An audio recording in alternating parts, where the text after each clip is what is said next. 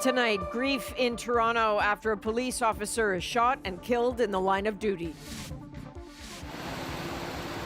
There's a very heavy sorrow in our community right now. What we're learning about the officer and the shooting during an early morning raid and links to a U.S. consulate shooting back in March. Plus, the opening of the Gordie Howe Bridge is delayed. I don't want to see our government go on bent knee to the White House to get this bridge open. We'll wait for a good deal. Why trade tensions are hanging over the postponement. And FIFA excitement just maybe hits a fevered pitch. As Canada's men practice one last time before Friday's match, the team's American coach brings more than a little swagger. Our home, your hell, that's from them. That's not me. A country, a continent, and the world get ready. From CBC News, this is The National with Chief Correspondent Adrian Arsenault. Thanks for joining us here just outside of Toronto Stadium, where in less than 24 hours, Canada will play its first ever Men's World Cup match on home turf. It will be this country's hosting debut for the men's game, but the tournament itself is already underway, kicking off in Mexico City with excitement and protests. We're going to head there in a few minutes and bring you all you need to know about preps here at home. But we begin tonight with a much more somber story, the death of a Toronto police officer in the line of duty. Police in the city standing guard, some fighting back tears, as the body of Constable Mark Pinizzato passed before them. A veteran and member of the emergency task force shot and killed while executing a search warrant at this apartment tower. As Lisa Shing explains, this is a tragic turn for a case that police linked to several shootings in the city and allegedly to transnational terrorism. Hundreds of police officers lined Toronto streets to honor their colleague killed in the line of duty. There's a very heavy sorrow in our community right now. Officers were carrying out a search warrant at this Toronto apartment building early Thursday morning as some residents were waking up. I heard something, boom, very big noise. Kind of scary because actually I live in the building and there's a lot of kids in here. A man discharged his firearm at an officer, resulting in the officer being struck. 43-year-old Toronto Police Constable Mark Pinizzato was shot, then taken to hospital where he died. An 18-year veteran of the force and father of two. Police say one suspect is in hospital, charged with first-degree murder. They're still looking for another. The investigation that led to the search warrant where Police Constable Mark Pinizzato was tragically killed concerned a number of shootings, including a shooting at the United States consulate. Police had been looking into suspects who allegedly targeted several synagogues and fired multiple rounds at the U.S. consulate in March.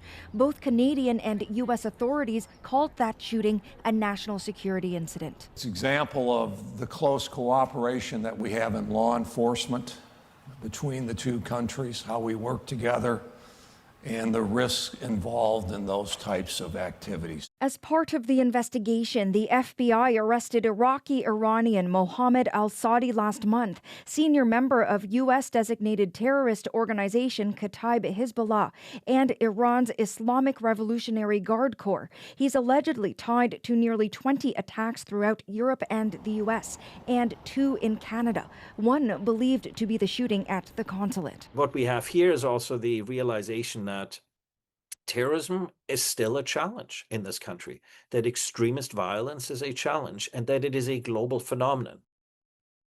Adrian, the CN Tower here will dim at the beginning of every hour tonight to honor Constable Mark Pinizzato. Meanwhile, residents living at the apartment building where he was shot are shaken because they still remember another shooting. In August last summer, an 8-year-old boy was killed after getting hit by a stray bullet while lying in his bed. And Lisa, this isn't the only tragedy for Ontario's policing community this week. it's not. This is the second police officer to be killed on the job in Northern Ontario on Tuesday. Ontario Provincial Police Constable Taryn Bali was trying to apprehend an 18-year-old man when he was hit and killed by a vehicle the suspect was driving. All right, thank you. That is Lisa Shing, also in Toronto. Well, the gleaming new Gordie Howe Bridge between Ontario and Michigan will not open Friday as planned. Rafi Boudjikanian shows us why White House politics are a prime suspect in the delay. The Gordie Howe Bridge connecting Windsor to Detroit, set to open on Friday until it suddenly was not. There's not great drama here. The Prime Minister downplaying the change in plans. We're going to work through some issues that have come up. And, you know, for a bridge that is going to be in place and serve Canadians, Americans, others for decades, a question of a few weeks is time well spent. The Windsor-Detroit Bridge Authority announced the move as it called the span a vital economic link for Canada and the United States, adding they have agreed to delay the opening.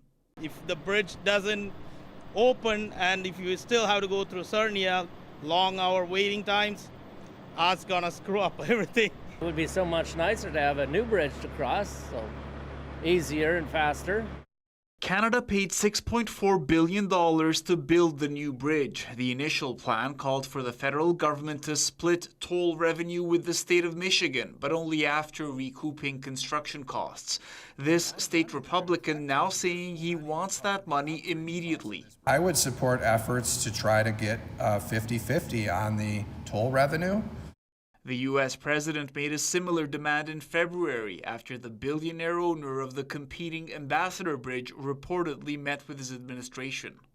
The mayor of Windsor sees no other explanation for the delay. Canadians paid for this bridge, and I don't want to see our government go on bent knee to the White House to get this bridge open. We'll wait for a good deal. Just one more outstanding issue between Canada and the U.S. as the two countries prepare to meet at the G7. Ottawa says it's made progress on some trade irritants. Next week, the Canada-U.S. trade minister is set to meet with his Washington counterpart.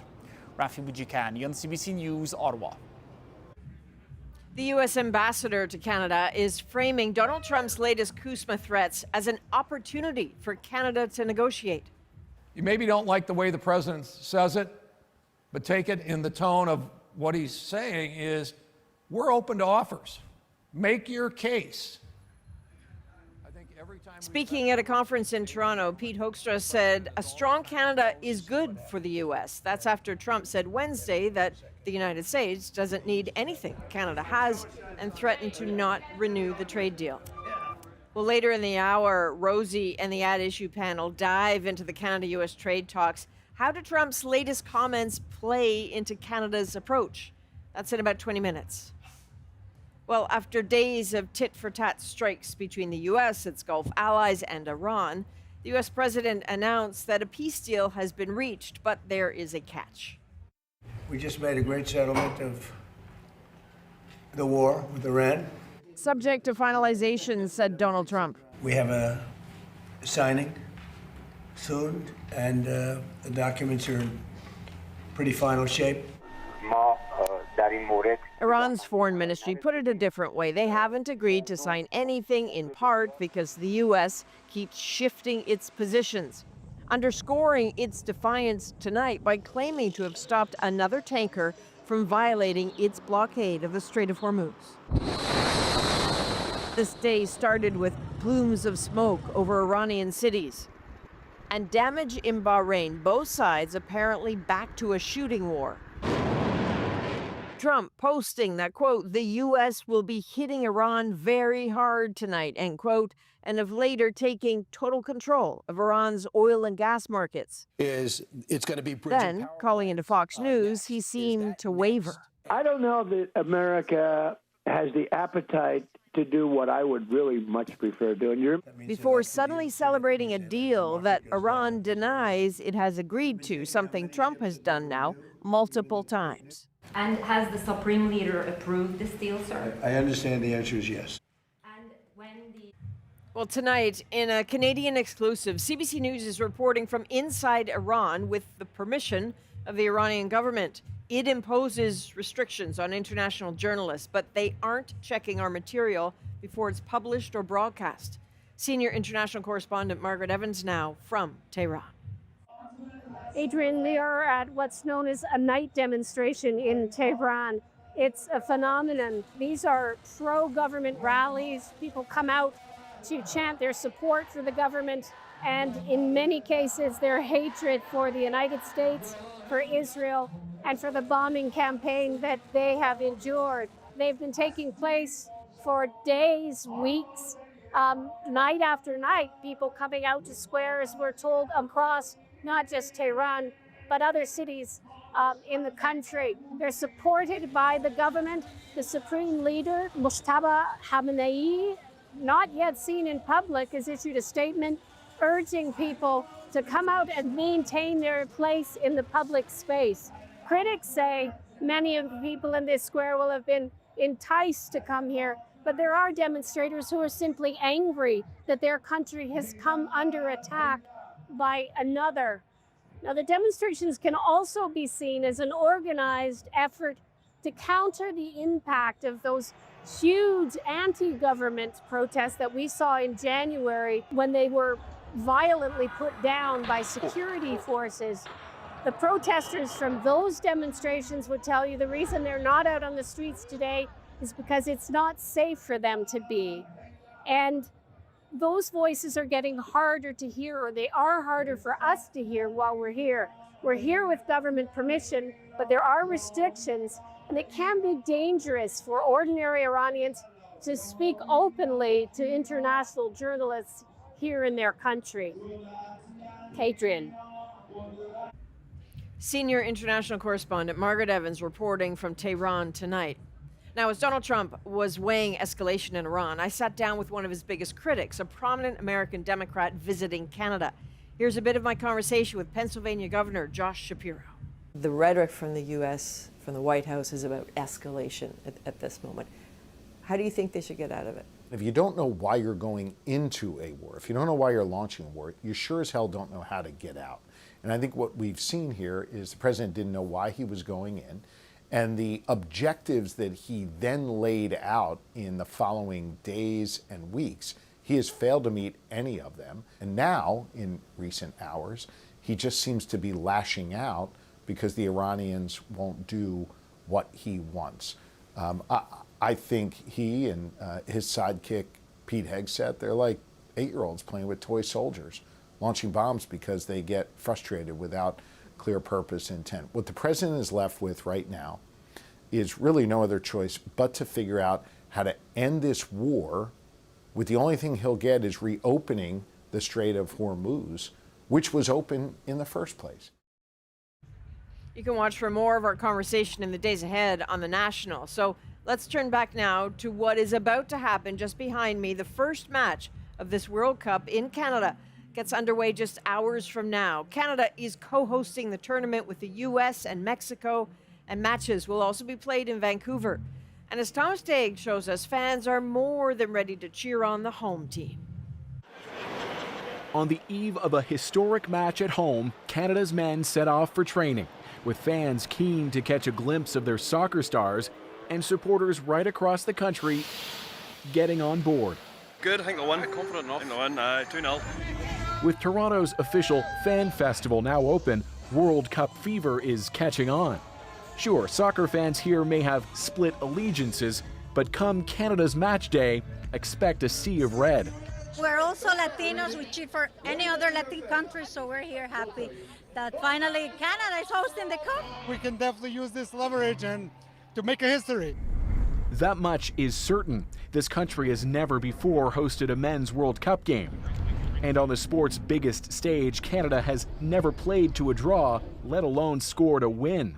I think the Canadians are going to show up and they're going to be loud. And, hopefully they're going to push us for a good result. Stefan Eustáquio will lead the squad as sole captain, with the injured Alphonso Davies not ready to compete yet, despite now running and training with the whole team. I wish we had 2 more weeks so that Alfonso would really be back and all our guys would have a little bit more underneath them. But at the same time, man, we are ready to play some games. Their opponents from Bosnia will hope to upset the tournament co-hosts. Their fans standing out in blue and yellow. What are the chances that they're like right here, like down the street from our house? Like, it's insane.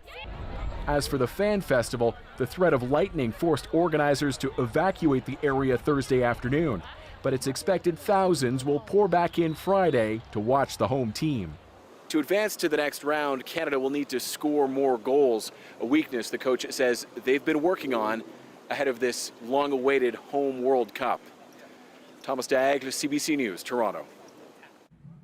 So as we mentioned, the World Cup itself got underway today in Mexico City, and that is where Jorge Barrera is tonight. So, Jorge, can you take us through what you have been seeing there? Well, long after the game in Mexico City Stadium and Mexico's big win over South Africa, jubilant fans continue to celebrate this kickoff to the 2026 World Cup. And this is after Mexico City woke up with mixed feelings, excitement tinged with uncertainty, because several groups planned protests to coincide with this kickoff. It wasn't even clear if this fan zone that is behind me in Mexico City's historic core would even open until Mexican President Claudia Sheinbaum said that the show would go on, and then thousands packed in here to watch that game, and they were all gripped by pandemonium as Mexico took that game against South Africa 2-0. Now, while there was drama on the field, there was also drama on the streets during brief but intense clashes between mass protesters and police as groups tried to use the global spotlight shining on Mexico to have their voices heard, including the families and the mothers of the disappeared. There's over 130,000 people who are registered as missing in this country, and they wanted to highlight this crisis that they say is being ignored by the government. And to prepare for these protests, the government deployed over 1,700 police officers. They created a security cordon around the stadium, and they also set up steel barricades around the fan zone to protect against these protests. And it seemed to have worked, because these protests, they all petered out around the late afternoon, because that's when the party started after Mexico's big win over South Africa. Adrian? All right, thank you. That is Jorge Barrera in Mexico City tonight. There are also major police operations underway for this World Cup in this country, both here in Toronto and in Vancouver, too. Tomorrow night, we'll take you behind the scenes with the Vancouver Police Department. Here's a preview of that story. You look around here and you're trying to assess the threat. What would concern you that has to be secured? Has to be secured is probably going to be the inner basin where BC Place and Science World is. This is False Creek, and it's at the doorstep of Vancouver's World Cup Stadium. And when your job is to protect everyone and everything, you see danger everywhere. So I guess all you're waiting for is the thing you don't see coming. Yeah, you can dream a million different scenarios, but there could be that one off that you don't see coming. If you're the worrying kind, maybe these are the images flashing through your head. The what-if scenarios of what happens when soccer and crowds and geopolitics mix. It is a very complex area with definitely with the waterways, the roadways. Have you ever seen anything this complicated? Not in my time. I've been on for 29 years here. We'll bring that story to you tomorrow night on The National. Tonight, though, our World Cup coverage continues with my conversation with Canada's head coach. There are a lot of Canadian hopes, like, resting on those American shoulders. And I just, like, how much do they weigh?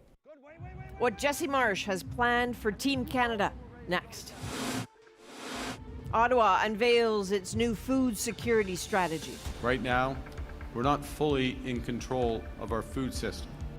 But will it improve access to affordable groceries? Plus,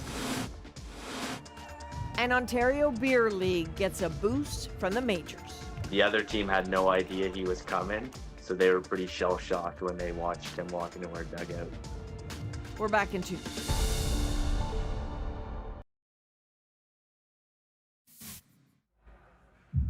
Well, match one of the FIFA World Cup 2026 is now in the books. And so this tournament is officially underway.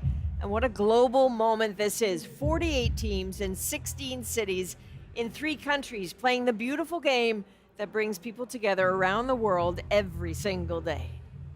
And it's already doing that right here at home. Fans from all over are descending on Toronto and Vancouver to catch the action. And Team Canada plans to put on a show.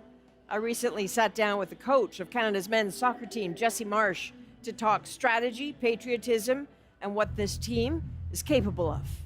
There are a lot of Canadian hopes, like resting on those American shoulders. And I just, like, how much do they weigh? I'm pretty comfortable. The team was at a moment in time where they needed someone like me. I think someone a little more brash, someone a little more confident and having self-belief in what we were doing, and gives us a better chance to be winners. Is that the American in you that they needed? A little swagger, maybe? Look, I mean, I've been called American Ted Lasso. I've been called a lot of things. But there is definitely an American arrogance and self-belief to what I do. Head coach Jesse Marsch has earned his swagger. Before leading Canada's squad, the professional midfielder coached elite teams across Europe, including in the English Premier League. Yes! Yes! Arguably, he is the highest profile coach in the history of Canada soccer. Sprint to get there, sprint to get back. This is a sprinting exercise, not jogging. 2 years with the team so far, he's coaching not just their play, but their headspace. The Canadian kindness people talk about, he says there's no room for that on the pitch. The things that are valued in Canadian society are kindness and generosity and being genuine, and also being very humble, almost too humble. But, humility and kindness don't always build champions. I look at that slogan, our home, your hell. Yeah. That's a vibe check. Our home, your hell, that's from them. That's not me. Okay, you've taught them well. So, well, I mean, I think we had this identity questionnaire. One of the things I asked them is, what should it feel like to play against us? And what came out of it was hell.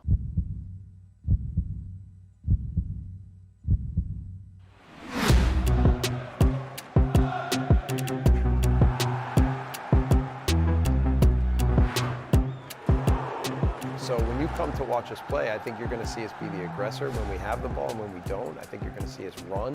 You're going to see a fast team, an athletic team, an exciting team. And look, I also think that that's important where the game is in the country right now. Is it can't just be a methodical, passive style of football. That won't electrify the country and change the sport. I think we have to have something that's entertaining and exciting to watch, because that's who these players are, and that's what we want the game to be in this country for the future. If we look at 2 World Cup appearances for Canada in the past, never a game won, you could say that winning a game would be a marker of success. But I don't get the feeling that that is anywhere near good enough for you. No, and it doesn't take me to come in and tell them as their coach that shouldn't be their goal anymore. We have players playing at the biggest clubs in the world, right? We have multi-millionaire players.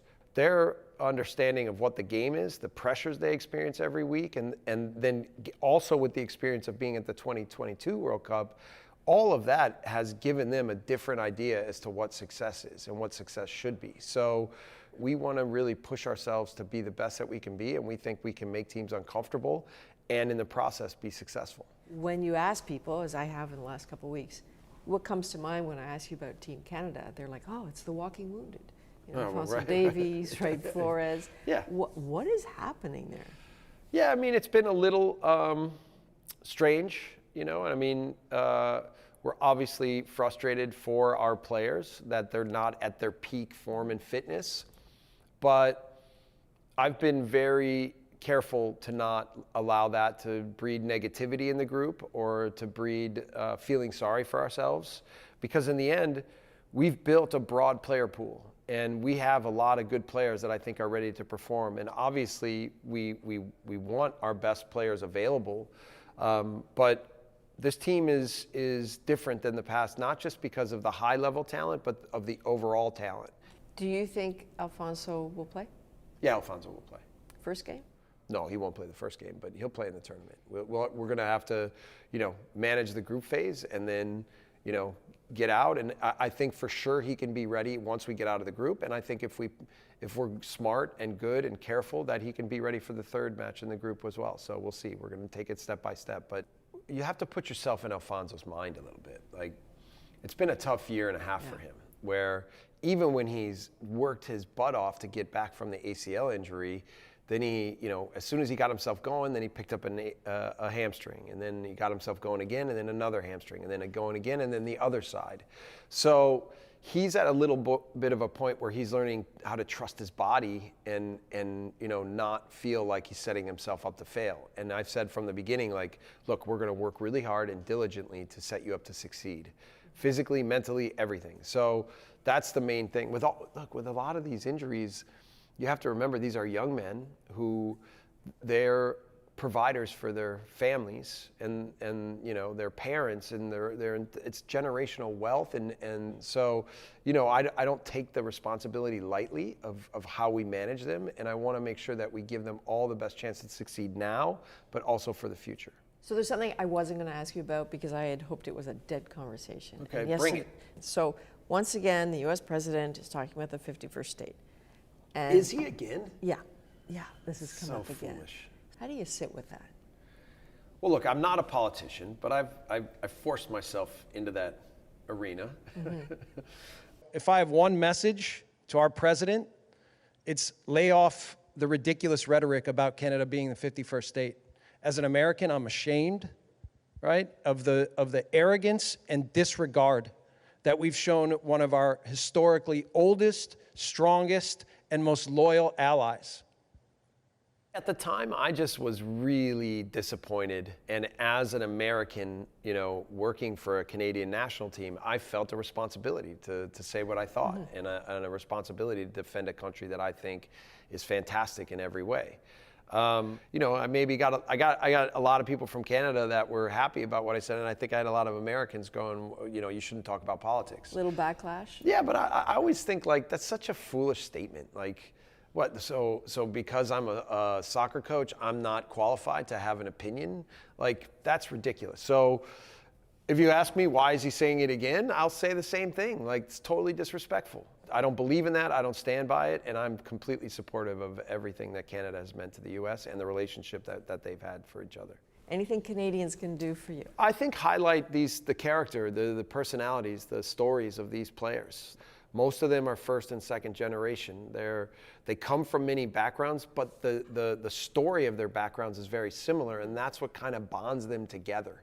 And they're from Haiti, they're from Jamaica, they're from France, they're from Ivory Coast, they're from Colombia. You could go around the globe, but their families are from there, but they are Canadian, right? And when they put on that jersey, the pride they feel, the responsibility they feel is something different than anything I've ever saw. And I say this not lightly, even different, the responsibility they feel is even different than what the U.S. national team players felt.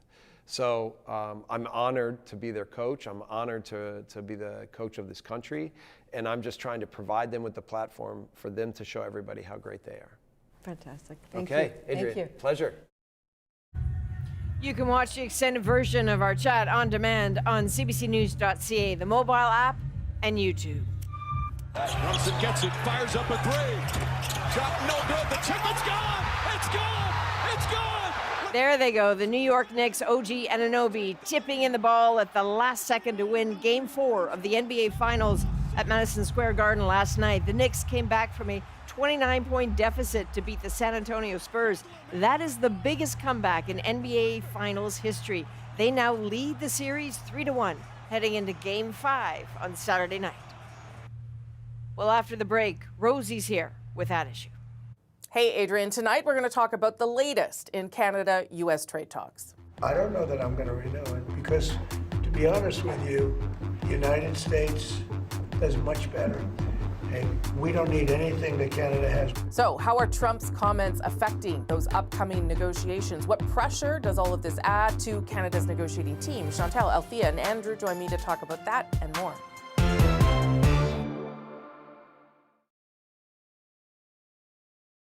At issue tonight, Canada-U.S. trade talks. Donald Trump is casting doubt on the future of CUSMA ahead of the review deadline.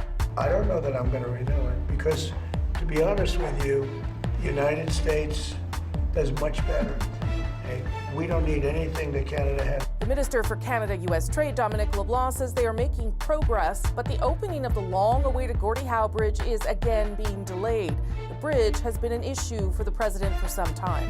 At the request of the United States, we agreed to delay the opening and take the necessary time to resolve outstanding issues. There's not great drama here. We're going to work through some issues that have come up. So what's been made of Trump's commitments to CUSMA? What could it mean for the long-awaited review deadline? That's July 1st. And what about that bridge? I'm Rosemary Barton here to break it all down tonight. Chantal Hébert, Andrew Coyne, Althea Raj. Lots of interesting threads on this file over the course of the week. The bridge being one of them, and maybe we'll come back to that. But Chantal, I'll start with you just on the comments directly from the president saying he's not sure he wants to renew. Just usual bluster? Is it a sign that maybe there are some things getting done at the table, as Dominic LeBlanc seems to be suggesting? How do you take those comments? I take them with the same grain of salt as the announcement that the U.S. is going to bomb Iran out of existence, and then the U.S. has a deal that it's about to sign with Iran. Even on serious things, you can't take any statement that's at face value. We should be careful not to present July 1st as the day when CUSMA turns into a pumpkin. Yeah. Even in the worst case scenario, that does require a 6-month notice with reaction, which would not be positive in the U.S. if the U.S. wants to go there, the Trump administration. But what it does tell you is that over a year and some months now, nothing has moved in a positive sense. And Canada has made moves on the digital tax, more recently on the CRTC, on some of the counter tariffs, and none of those moves has been followed by some change in the we don't need anything from you. Worse, if you listen to the U.S. ambassador to Canada, he's actually today saying the opposite, that this statement is meant as an overture to deal. So go figure. Well, Dominic LeBlanc, to be fair, Andrew, did say that when he was down there last week, that there were about 12 issues where, I don't know if they had resolved them, but there was some progress. And his impression from Ambassador Greer was, oh, okay, you're actually dealing with some of the things. I don't know what to make of that, because as we've talked about, we don't know what's going on behind closed doors. But if you take that with what Trump said, what do you understand of it? Very little. But look, there's so many complicating factors, more so than in any previous administration. When we ask, is Trump bluffing, for example, it's a bit like asking, is Trump lying? And the answer is, it's hard to tell with him because he doesn't know the difference himself, I don't think, oftentimes, between truth and falsehood. So, yeah, it would be certainly within his playbook to be bluffing. We've seen that before. He's not a particularly good bluffer, as Iran has shown us. But it's also entirely possible that when he says we don't need anything from Canada, which is a ridiculous statement. Of course, you don't need things. You can be completely autarkic if you want to be, but it's just not really smart economics. But when he says it, he could entirely believe it. So that bedevils everybody. It bedevils the people around him who are trying to interpret what he means. It bedevils anybody trying to deal with the people around him, because no one is sure at any given moment who speaks for the president, who has his ear, who's likely to have his ear down the road. Then you add in all the many different issues that are on the table with differing statements coming from different people in the administration. So anybody trying to negotiate with this administration at this point would be tearing their hair out. On top of which, as we've said many times in this forum, if you do negotiate, you do make concessions, the United States nominally makes concessions in return, what guarantee do you have that anything that they say will actually be upheld? So when you're dealing with somebody as unpredictable as a kind word as Trump, it's like no negotiation that any of us have seen before. And it does seem, Althea, as though the government understands that. I mean, there was nobody freaking out when Donald Trump said those things yesterday, because they've seen these kinds of things before. I mean, I disagree with the Prime Minister's categorization as like no great drama. I think this is a great drama. I think we would all love to be a fly on the wall and know what's going on. To Chantal's point, I'm not sure that there haven't been concessions. I mean, a month and a half ago. Exactly. There have been. But there were no. They opened no door. Right. Well, Right. I don't know that they didn't open any doors. Sorry, that's where I was going with that. Sure. Because we had the Prime Minister a month and a half ago suggest that he was not going to concede anything to get to the negotiating table because he wanted, the Americans were not abiding by the agreement themselves because of all these Section 232 tariffs. And now we have a very different tone. Now we have Dominic LeBlanc telling the Eurasia Group today, for example, that he's had, 2 one-hour conversations with Ambassador Greer. And again, obviously there's not going to be an announcement on July 1st about renegotiation. We should not panic. In fact, Mexico has scheduled negotiations for after July 1st. So there should not be an announcement on July 1st. But there seems to be more traction that it goes against perhaps the partisan dialogue that we heard earlier in the fall, earlier in the year, that is about, to use Doug Ford's words, building Fortress North America. Yeah. And so on the one hand, of course, the ambassador is wrong and Donald Trump is wrong when he says that the U.S. doesn't need anything. It obviously does. Potash, for example. Ambassador Hoekstra has talked about Canadian tourists, please come back, and also please include our alcohol on your shelves. But I do think that there is a change in tone, and I don't know if the concession on the Online News Act, for example, led to that change in tone or helped kind of show some goodwill. Chantal. All the things that Althea lists are demands for more concessions. Please organize group tourists so they're forced to come to the U.S., put booze on the shelves. I'm not hearing anything that talks about the U.S. openness. But can we remind ourselves, because at some point one needs to keep score, that at this point last year, the Prime Minister believed that he would have resolved some of the main issues on the trade front. And then when that didn't happen, it was supposed to happen on July 21st, and then it was going to happen on August 1st. So can we keep track of reality? A year ago, optimism had deadlines. Today, it's got, wow, it's going well. We spoke for an hour. Yeah. I mean, and a bridge that we have paid for, that is ready to go, that we are not allowed to open, apparently, because of whatever's going on behind the scenes, because nobody will explain how those two things are related either, Andrew. Yeah, and whether it's related in some broad sense that Trump wants to use this as a negotiating tactic, or whether it's just to do with the individual owner of the other bridge and all the local politics, I do think we should avoid looking for a foolish consistency, if I can put it that way. And we should look at positions in the round over time. What I mean by that is the sum total of the Canadian negotiating position, like the sum total of the Mexican position, is going to be a mixture of different messages at different times. That's how you try to, find the right balance, the right fix. Any negotiation is going to be a mixture of hard lines and then concessions, et cetera. So people jumped up and down because previously the Prime Minister was saying, elbows up, we're going to diversify to other countries, and now he's saying, on some things we could have Fortress North America.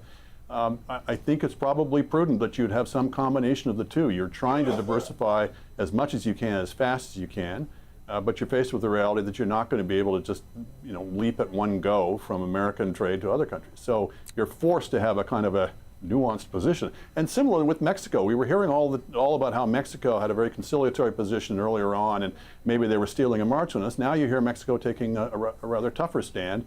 I think both countries are trying to sort of, as I say, find the right mix that can turn the key in the lock of these negotiations. Last thought to you, Althea.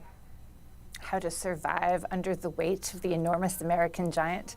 Yes, I do think that there's been somewhat of a tone shift in our coverage of the discussions with Mexico, but I'm not sure in the kind of American and Mexican coverage of what's actually going there, because we haven't really focused on the enormous pressure that she's been under from a national security perspective, with Americans wanting to root out gangs on their own without talking to the government or warning them. And we thankfully don't have that problem on this side of the border. I hope for an agreement. I do think there's a tonal shift. I do wonder what other concessions we're going to see. I feel like there's so many more questions about what's going on, so I would love it to be a drama so we could know what's going on behind the scenes. That's it for At Issue on The National. We're going to continue this conversation, talk about the Liberals' plans to protect children online. You can catch that on YouTube or the At Issue podcast. Now back to Adrian in Toronto. Hey, thanks, Rosie. Just ahead, major plans to overhaul Canada's food supply. Some experts say it is overdue. Why it is about more than affordability. Next.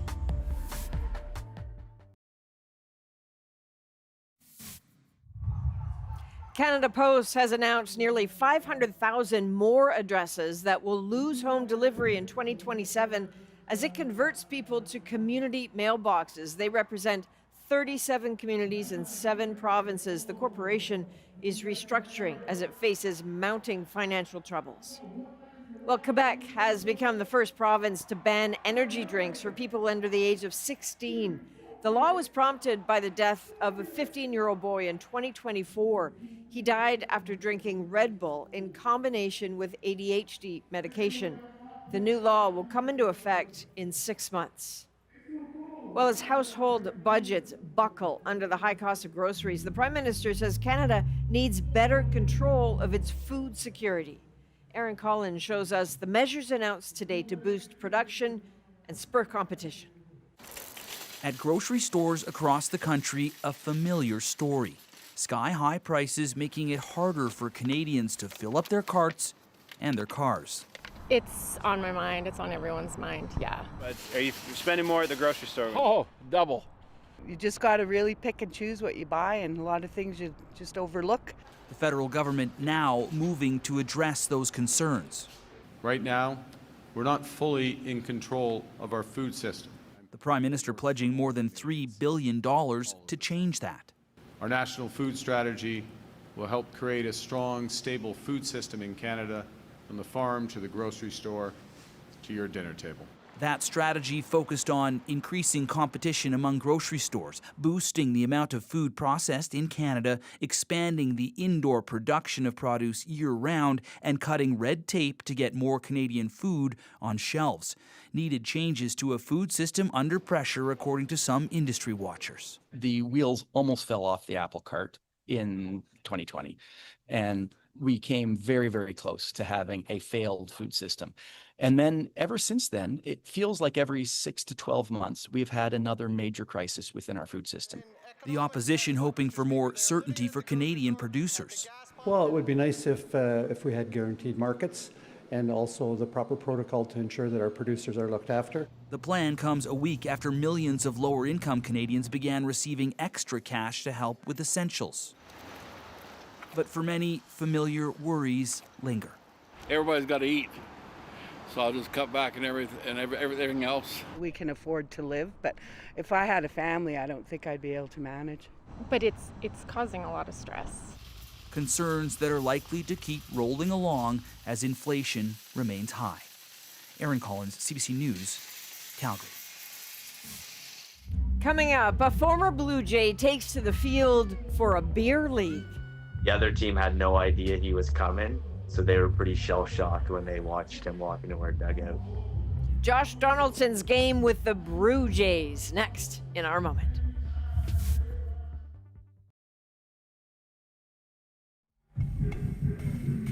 This is a weekly slow-pitch beer league in Newmarket, Ontario. One team, the Brew Jays, have been on a bit of a losing streak, so as you can see, they called in some help. They had former Toronto Blue Jay Josh Donaldson sign a one-day contract to play for their team, and their bold play makes our moment. So Josh Donaldson pulled up to our softball league. It was pretty unreal. One of our players, Devin, DM'd him on Instagram, and he replied and said, "Where and when do you play?" So he showed up right at 7 p.m. for the game to start. Josh here has earned a place here, but he's gonna have to prove himself to stay. That's true. The other team had no idea he was coming, so they were pretty shell-shocked when they watched him walk into our dugout. And I think he made about half of our defensive outs out there. When I threw the pitch, I knew it was a good one. Oh, baby! I knew he's probably going to hit it 350 feet plus, and that's exactly what he did. Watching him hit the home run, and then he did the bat flip, I just kind of put my arms up in the air in awe. How did it feel to give up the home run to Josh Donaldson there? Well, you know, it wasn't just one. It was 2. It's not the try league. This is the get it done league. We were definitely thinking when you had a MLB MVP tier lineup that'll help you scrape out a W, but unfortunately it didn't happen. Okay, a bit of a field of dreams there. There was another former Blue Jay, Russell Martin, who was supposed to be there, but he got a flat tire. So get that tire fixed, maybe have another shot at it. From all of us at the National, thanks for being with us. We'll be back here tomorrow for all your World Cup coverage. It begins at 6 a.m. Eastern with David Common. I'm Adrienne Arsenault. Take care.